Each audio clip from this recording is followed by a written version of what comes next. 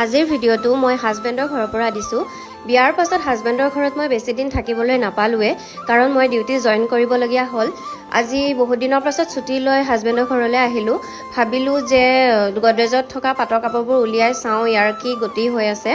Actually মই এই কাপোৰবোৰ বিয়াৰ পাছত ঠিক ঠাক কৰিবলৈ সময় নাপালোঁ। এইফালে চাওকচোন দহিখিনি কি অৱস্থা হৈ আছে, এইবোৰ গুঠিবলৈও নাপায় বুলি কোৱাৰ কাৰণে গুঠা নাছিলোঁ, আৰু চবফালে য'ত ফ'ত খাই মানে অৱস্থা নাই।